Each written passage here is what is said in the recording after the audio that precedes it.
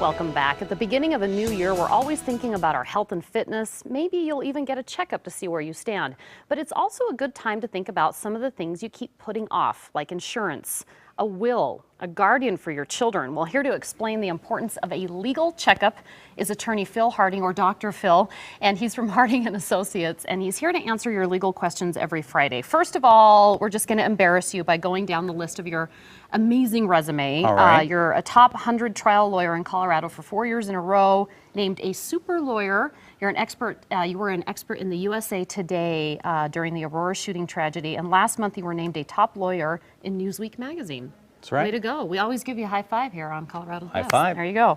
And next month, you're going to be turning into a teacher. You're going to be training other lawyers, right? Well, yeah, attorneys have to, because of their license, keep up what's known as CLEs, which are continuing legal education. And I'll be teaching that next month to other attorneys so that they can get their CLEs and learn about personal injury and go over all of that. But Happy New Year, by the way. Well, yes, Happy New Year. I can't believe we're already into January. We are, and what do we all do the entire year? We are going to have a physical, right?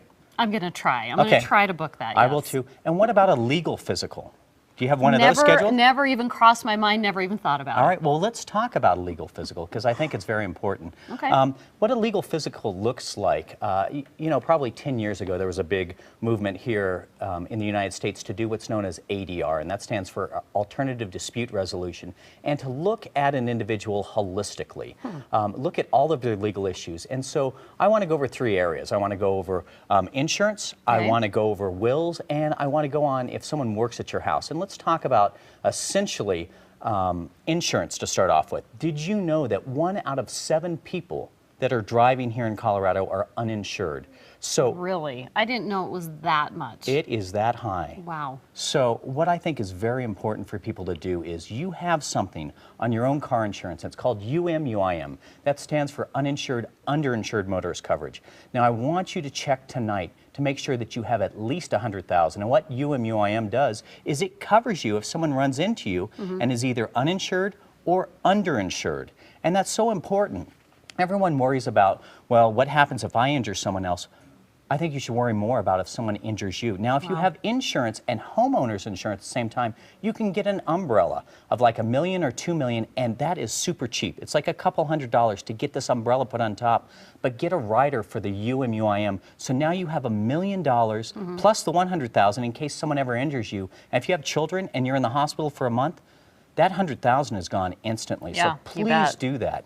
The other thing, let's talk a little bit about, this is a very difficult subject, isn't it? This is hard, and I was telling you this during the commercial break. We're talking about guardianship for your children, a legal will. This is so depressing that I haven't done it. It's hard for me to face as a parent. And you know, most people don't have it, and it's very scary.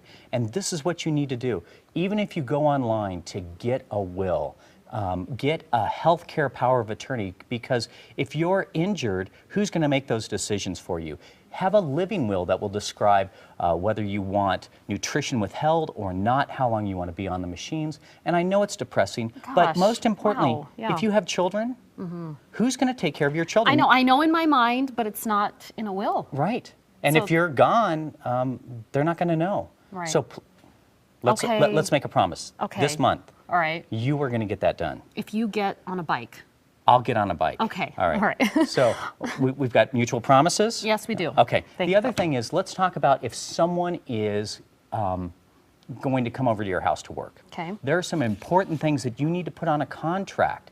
And it's so important to do this. Just have this and go through it. First of all, you need to name that they are independent contractors. And let me tell you why. If someone's working at your house, a painter, a roofer, whatever, and a couple months or a couple years later, they may come back and say, I was an employee of Phil or Joanna or whoever, and they didn't withhold taxes. Now you've got to fight that with the IRS. The other thing is, make sure that they have liability and workers' compensation insurance, because if they're injured on your property, they're going to come back and sue you. Now let's talk about what's known as arbitration and jurisdiction clauses. Now, arbitration clauses means that you two are going to arbitrate. And that's like a private lawsuit that you will go through so that you do not have to go all the way through court. And also on jurisdiction, say where we're going to have this. Are you going to have it in Denver? And then finally, write down what price and what's going to be performed by these services. Just these 3 things that we went over. Please, everyone, go out there and either talk to an attorney or get these things done. Insurance, wills, and the contracts. Okay. And then that is your yearly Thank legal you. physical. A lot for me to think about. Now, if you have any legal questions for Phil, he wants to hear from you. Just log on to coloradosbest.tv and look for his photo and click there. You can submit your legal questions, and he takes the time to answer them personally. He might even address your question right here on Colorado's Best. And if you would like to contact Phil at his office, Harding & Associates, the number's 303-762-9500 or online at hlaw.org.